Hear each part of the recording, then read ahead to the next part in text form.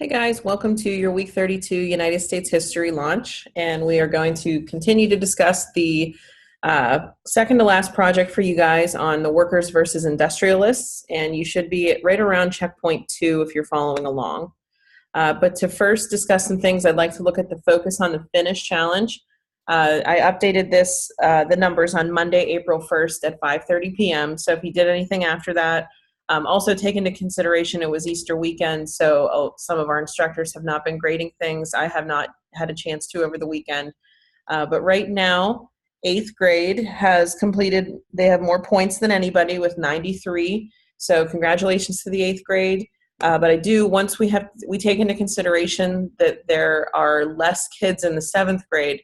So how we're doing this is a points per learner basis. So if the competition were to end today, 7th grade would edge you just slightly with 5.5 points per learner, and 8th grade has 5.17 points per learner. So you guys are doing really well so far, but try to finish strong these last couple weeks. If you're somebody who hasn't yet really contributed to your grade level team, reach out and ask for help and try to help them this week. Remember the self-directed learning cycle. The purpose of this Summit Learning Program is to be a self-directed learner and not necessarily need teacher-led instruction and those kind of things. So you have to remember to set some goals, make a plan, learn, show what you're learning, and then reflect on that. And I think that reflection is the most important part. So it's important at this point of the year as well as this point of the competition to sit back and reflect and think on your learning and what you could do differently at this point. So, we're 32 weeks into school. Some of you have done very, very little in the platform. So you guys have a lot more reflecting to do than most. Some changes need to be made. You might need some help making that plan, but it's very, very important that we set a goal and make a plan for you. So if you can't do that by yourself, make sure you're reaching out for help soon. To recap, the final project is the workers versus industrialists. And the essential question that you guys are looking to answer is, did leaders during America's Industrial Revolution commit crimes against humanity? So those would be murder, imprisonment, enslavement, those kind of things that you have been researching. After you gain some background knowledge on the Industrial Revolution, you're going to decide if you would like to be the prosecution or the defense for this mock trial. Now, some of you have asked, we are not going to do a mock trial.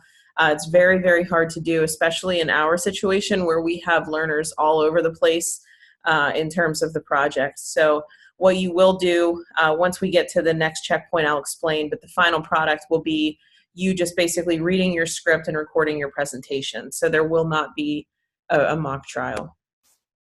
Checkpoint 2, you're going to be using the evidence affidavit organizer. So when you go into the project, it'll look like this. You want to make sure you click into that second checkpoint where you can see that red box, and then click view all so you can see the resource, because there is a PowerPoint that would be beneficial for you guys to look at. Checkpoint 2 will appear something like this. You want to make sure that you're gathering evidence that supports your charge in the graphic organizer below. So you're getting feedback on selection of evidence and your explanation of that evidence. So it's very important that you first highlight, are you the prosecution? So are you trying to say that you're the attorney who's saying that that the places of employment should be charged with crimes against humanity? If that's your viewpoint, you're the prosecution. If you're saying no, they should not be charged with crimes against humanity, then you're the defense. So make sure you're doing that, you're highlighting the right one, and also saying what your specific charge is. I recommend trying to pick only maybe 2 or 3 max charges if you want to look at just enslavement or just imprisonment, things like that. But rather than focusing on all of them, it might be a little harder to build an argument. So then you're just going to be filling in this grid. If you need to add, you will obviously need much more evidence than this, these just 4 spaces. So make sure that you are clicking into one of the boxes, and then you can hit insert row below, and that'll continue to add to that graph or add to the table. So I do want to show you real quick what the resource that I talked about earlier is, that explanation of evidence. Sometimes they put in some very simple PowerPoints that can really, really help you. Wait, I want to go back to slide 1. So this is just basically walking you through if you were to try to get a 4 on the rubric, which is at your grade level. It's just telling you exactly what you would need to do on this skill to make your project green. So to get a 4, you want to provide relevant analysis that explains how the selected evidence supports claims or statements, and the analysis should stay rooted in the evidence. So this one's basically just showing you how to go through that. So the evidence would be this, this cartoon that was in Harper's Weekly. So the claim that this person made was, this cartoon shows that some people in America at the time felt that both Black and Irish people were treated unfairly, even though they weren't. Again, it's a claim because it's an opinion. The evidence that they show says Black stereotypes and Irish stereotypes are equal weight on the scale. That's evidence right from that source. Then they give the explanation. By putting the Black figure and the white figure on the scale with equal balance, the artist is showing that they are equal in some way. Since most people knew about discrimination against Black people in the South, this shows that Irish people were also victims in the North. By using these ugly stereotypes, the artist is showing that he doesn't see them as fully human. So again, this is not really coming out and saying this in the source. This is the writer's explanation of how they are interpreting that evidence and trying to add it to their claim. So then this part just breaks it down, what you should be doing. So the first thing you want to do is, in your explanation, make sure you're including your claim and an answer to that claim. Then you also want to make sure you're mentioning the evidence. So the blue part would be the evidence that they found directly from that cartoon. And then the third would be to expand, elaborate, and specify. So give specific details of what part of that evidence you're referring to and why you think it means that.